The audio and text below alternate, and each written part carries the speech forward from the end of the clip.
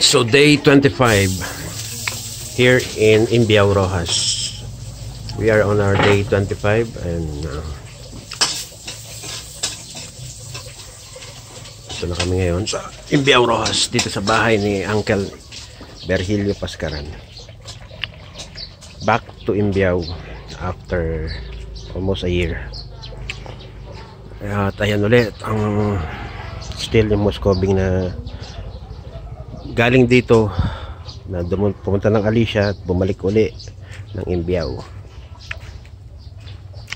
Wala, makalat pa. So nagsisimula uli ako ng Muscovy ducks. Ayan si Mylene, ang aking sister. Ayan yung mga lipat bahay gamit.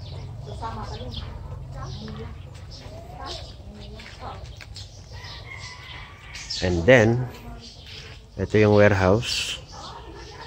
Malaking warehouse. Paano kung may kukwento? Yan, may pump, may deep well.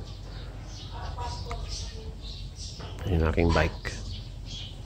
Ito yung table na for the first time ako.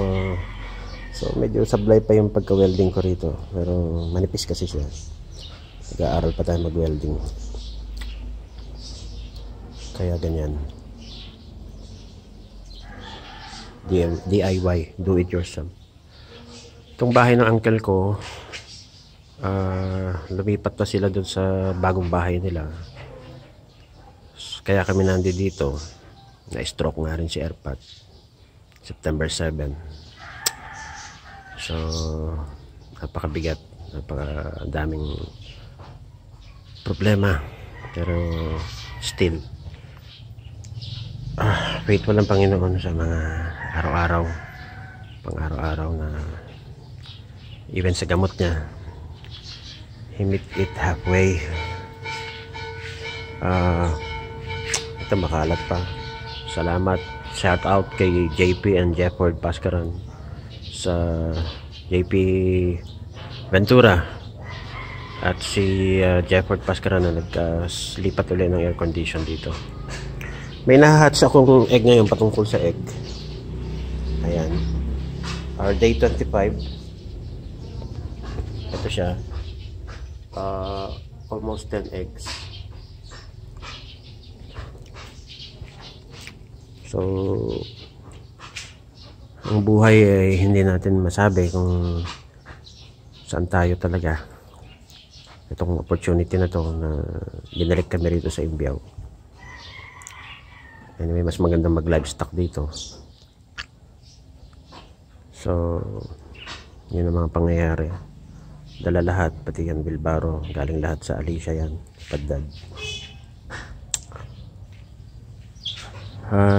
Dumating nga yung mga pamangking ko galing Canada for the first time since birth. Hindi sila nakapagbakasyon. So na may culture shock sila ngayon. Culture shock sila sa Pilipinas, but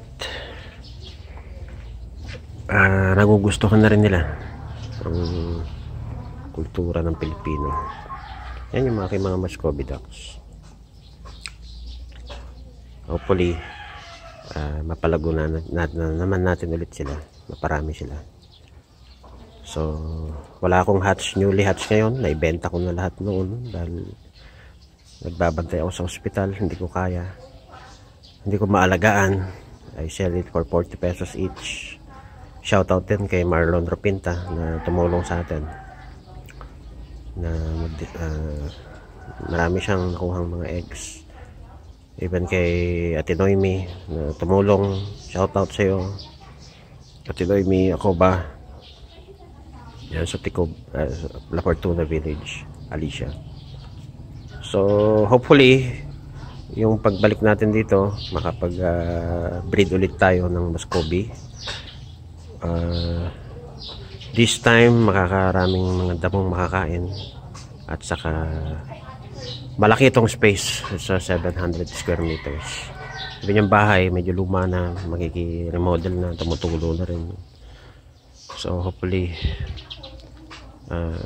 karoon tayo ng finances na mapaayos muna.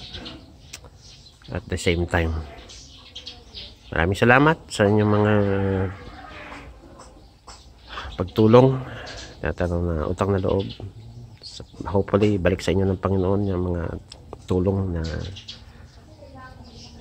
ilalay ninyo. Panginoon na magbabalik sa inyo yan. Yun na lang muna sa ating vlog sa ngayon. Maraming salamat. That's for now. Bye bye.